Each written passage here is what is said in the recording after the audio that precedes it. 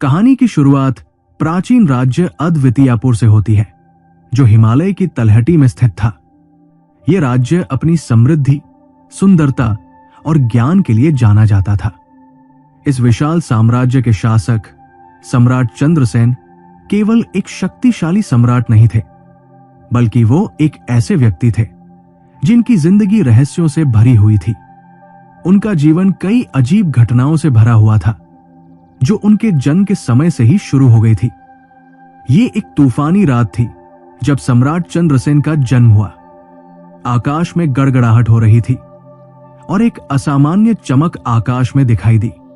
राज्य के ज्योतिषियों ने राजमहल में एकत्रित होकर उनके नक्षत्रों का विश्लेषण किया और कुछ असाधारण पाया। चंद्रसेन का जन्म एक दुर्लभ आकाशीय घटना के साथ हुआ था।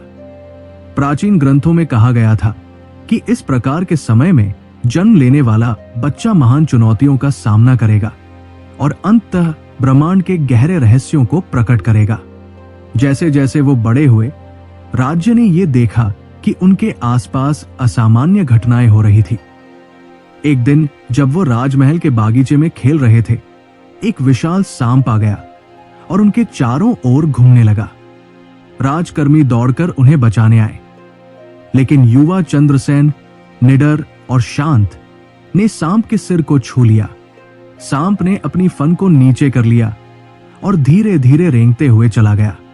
इस घटना को एक दिव्य संकेत के रूप में देखा गया और लोग ये कहने लगे कि चंद्रसेन का भविष्य बहुत महान है। चंद्रसेन के युवावस्था में आते आते उनके असाधारण भविष्य के संकेत और भी स्पष्ट हो गए। वो अजीब सपने देखने लगे, दूर दराज की भूमि, प्राचीन युद्धों और एक छायादार आकृति की जो उन्हें बुला रही थी। उनके माता पिता सम्राट राजवीर और रानी विशाली चिंतित हो गए। उन्होंने राज्य के सबसे ज्ञानी साधुओं से परामर्श लिया। एक साधु महात्मा विश्वजीत ने उन्हें कहा, तुम्हारा पुत्र केवल एक सम्राट नहीं है, वो जीवन और मृत्यु के रहस्यों को उजागर करने के लिए निर्धारित है। वो ऐसी कठिनाइयों का सामना करेगा जिनका कोई अन्य व्यक्ति सामना नहीं कर सका। जो उत्तर वो खोजेगा वे इस दुनिया से परे होंगे। राजमहल की सुख सुविधाओं में रुचि न रखते हुए चंद्रसेन अपने समय का अधिकांश भाग राजमहल के पुस्तकालय में बिता रहे थे। प्राचीन ग्रंथों का अध्ययन करते और राज्य के सबसे शांत कोनों में ध्यान लगाते थे। उनका रहस्य और अज्ञात के प्रति आकर्षण बढ़ता ही जा रहा था। चंद्रसेन के शासन के वर्षों में राज्य का समृद्धि बढ़ी और उसकी न्यायपूर्ण नीति ने राज्य को शक्ति और शांति प्रदान की। लेकिन खतरे की आहट दूर दूर से आ रही थी। पड़ोसी राज्य कैलपुर, जिसके शासक क्रूर सम्राट रुद्र थे, ने आक्रामकता दिखाई। तनाव बढ़ा और युद्ध का खतरा मंडराने लगा। लेकिन जैसे ही युद्ध की तैयारियां शुरू हुई, एक अजीब घटना घटी। राज्य की सेना सीमा पर इकट्ठी हुई, युद्ध के लिए तैयार थी। तभी एक तेज तूफान आया, आकाश घना हो गया और बिजली की एक चिंगारी राजकृषि शिविर पर गिरी। सैनिक घबराए हुए थे और घोड़े बेतहाशा भाग रहे थे। इस अराजकता के बीच एक रहस्यमय बूढ़ा आदमी प्रकट हुआ, एक लंबी सफेद दाढ़ी वाला व्यक्ति जो भीतर से एक दिव्य चमक से भरपूर था। वो बूढ़ा आदमी चंद्रसेन की ओर मुड़ा और कहा, तुमने जो रास्ता चुना है वो एक बड़ी गलती होगी। हे सम्राट, युद्ध तुम्हें विजय नहीं दिलाएगा, असली युद्ध तुम्हारे दिल में है। चंद्रसेन हैरान था, लेकिन उस बूढ़े आदमी की उपस्थिति और शब्दों ने बहुत प्रभाव डाला। तूफान थम गया और सेना फिर से महल में लौट आई। चंद्रसेन, जो युद्ध के लिए तैयार था, अब ये सोचने लगा कि ताकत और नेतृत्व का असली मतलब क्या है। वो बूढ़ा आदमी गायब हो गया, लेकिन एक संदेश छोड़ गया। विजय का रास्ता आत्मसंयम और अपने दुश्मनों की सही पहचान में है। अपने उत्तर की तलाश में चंद्रसेन ने उस मंदिर को याद किया जिसे उसने बचपन में देखा था। उसे यकीन था कि वही मंदिर उसके जीवन के रहस्यों को उजागर करेगा। वो अकेले ही घने जंगल में यात्रा करने लगा, उसी मंदिर की ओर, ताकि वो और अधिक ज्ञान प्राप्त कर सके अब मंदिर का वातावरण पहले से बिल्कुल अलग था। वो जीवित जैसा महसूस हो रहा था। दीवारों पर अजीब सामान्य प्रतीक चमक रहे थे और अंदर का माहौल प्राचीन ऊर्जा से भरा हुआ था। मंदिर के केंद्र में वही पत्थर की पट्टिका थी जिस पर एक संदेश अंकित था। जीवन के सबसे बड़े रहस्य की कुंजी समय की सीमाओं से परे है। तुम्हें इसे खोजने के लिए दूर जाना होगा। यह संदेश चंद्रसेन के मन में घर कर गया। उसने महसूस किया कि यह यात्रा केवल बाहरी दुनिया में नहीं बल्कि भीतर की दुनिया में भी होनी चाहिए। वो अब केवल भौतिक शक्ति से नहीं बल्कि आत्मिक शक्ति से उन रहस्यों को खोजने का संकल्प ले चुका था। चंद्रसेन कई दूर दराज क्षेत्रों की यात्रा करता है, साधुओं, संतों और रहस्यमय ऋषियों से मिलता है। इन सभी के पास ज्ञान था, लेकिन कोई भी उसे वो उत्तर नहीं दे सका जो वो खोज रहा था। तब वो एक घने जंगल में एक प्राचीन ऋषि रघुनाथ से मिलता है जो ब्रह्मा के रहस्यों को जानता था। रघुनाथ उसे एक गुफा में ले जाता है जो गहरी और शांति से भरी हुई थी। गुफा में प्रवेश करते हुए रघुनाथ कहता है, जो सत्य तुम खोज रहे हो वो बाहरी नहीं, भीतर है। इसे जानने के लिए तुम्हें अपनी आत्मा की गहराई में उतरना होगा। परंतु ध्यान रखना, इस मार्ग पर चलने से तुम्हारे भय और इच्छाएं तुमसे जुड़ी रह सकती है। चंद्रसेन ने गुफा में ध्यान करना शुरू किया। दिनों के बाद एक रात वो अजीब रोशनी में खो जाता है और उसे एक दिव्य प्राणी दिखाई देता है जो प्रकाश से घिरा हुआ था। वो व्यक्ति बोलता है, चंद्रसेन, तुम ही ब्रह्मांड के रहस्यों को उजागर करने की कुंजी हो। जो सत्य तुम खोज रहे हो वो तुम्हारे भीतर है। ये एक गहरी चेतावनी थी जो चंद्रसेन को एहसास दिलाती है कि जीवन के सबसे गहरे रहस्य बाहरी दुनिया में नहीं बल्कि हमारे भीतर छिपे होते हैं। कुछ वर्षों के बाद चंद्रसेन अपने राज्य लौट आता है, लेकिन अब वो एक नया इंसान बन चुका था। आत्मज्ञान, अहंकार की समाप्ति और शांति के सिद्धांतों से प्रेरित होकर उसने राज्य को एक नई दिशा में ले जाना शुरू किया। लेकिन उसका सबसे बड़ा परीक्षण अभी बाकी था। एक दिन जब वो ध्यान कर रहा था, उसे एक आकाशीय दृश्य दिखाई दिया। एक भयंकर बाढ़ आ रही थी जो पूरे राज्य को डुबोने के लिए तैयार थी।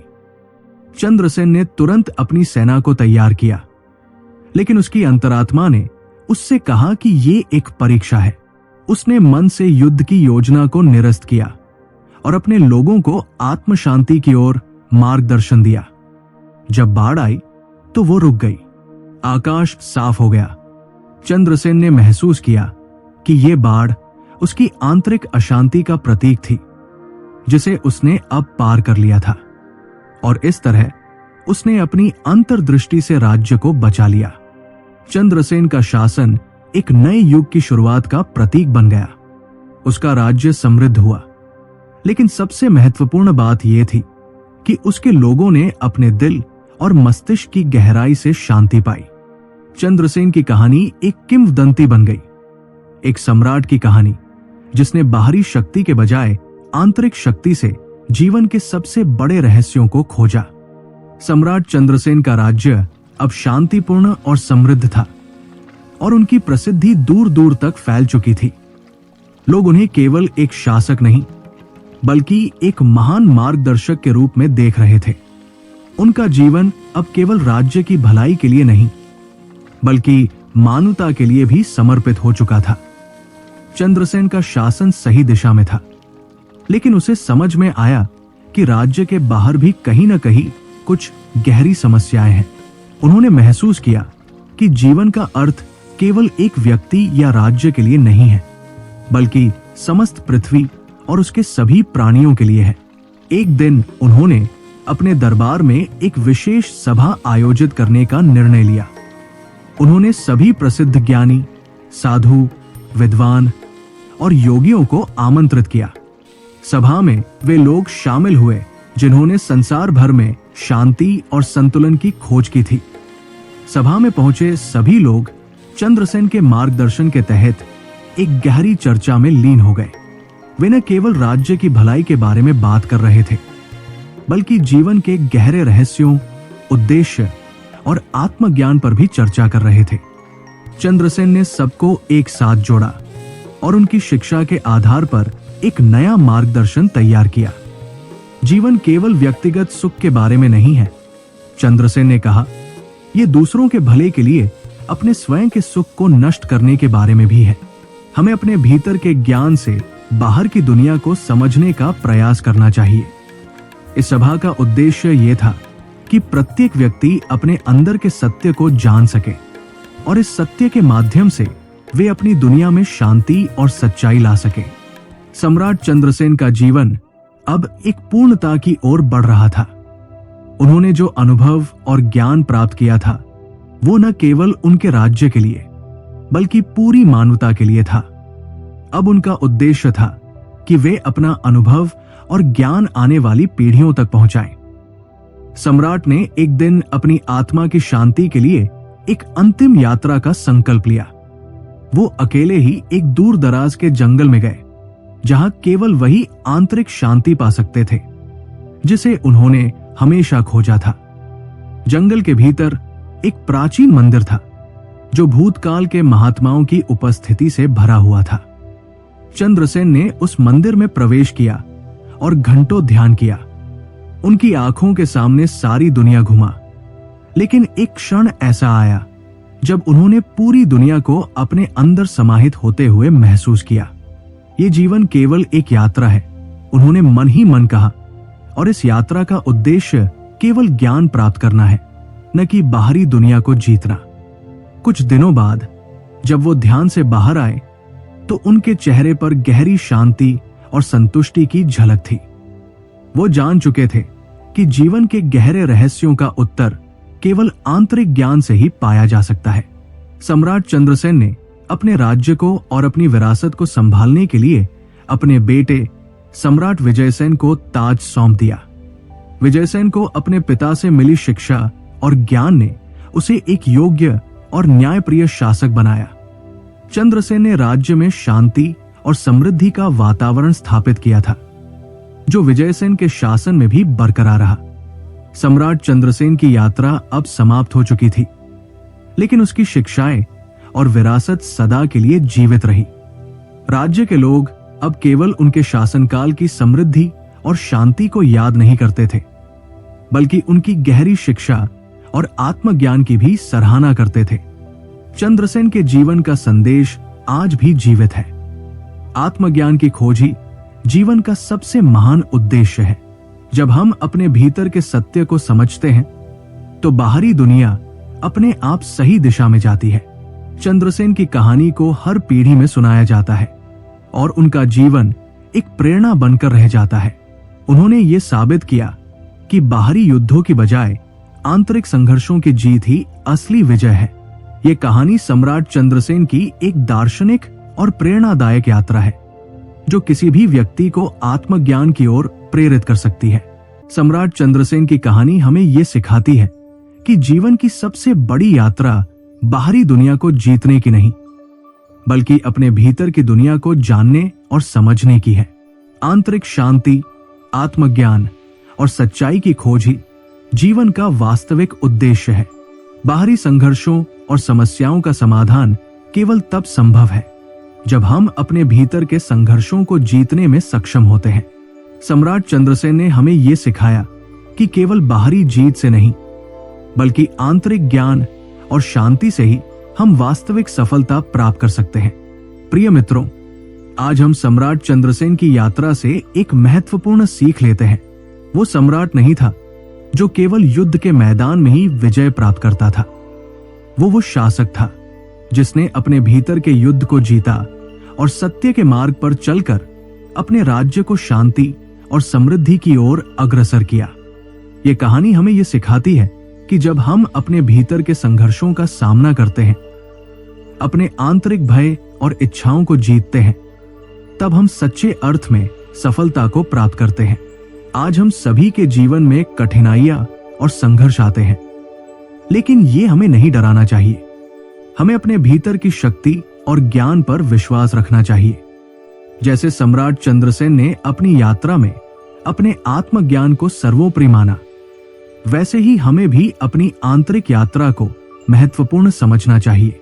आपका संघर्ष, आपकी मेहनत और आपकी आत्मा की शांति ही आपके जीवन को सही दिशा में ले जाएगी। विश्वास रखिए, जब आप अपने भीतर के युद्ध को जीतेंगे तो बाहरी दुनिया खुद ब खुद आपके कदमों में होगी। हम सभी के भीतर एक दिव्य शक्ति है जो हमें अपने लक्ष्य तक पहुंचने के लिए प्रेरित करती है। तो चलिए अपने भीतर की शक्ति को पहचानें, अपने सपनों का पीछा करें और जीवन में सच्ची सफलता प्राप्त करें। यह संदेश सम्राट चंद्रसेन के जीवन से प्रेरित है और हमें यह बताता है कि सफलता केवल बाहरी परिस्थितियों से नहीं, बल्कि हमारे भीतर की शक्ति और ज्ञान से आती है।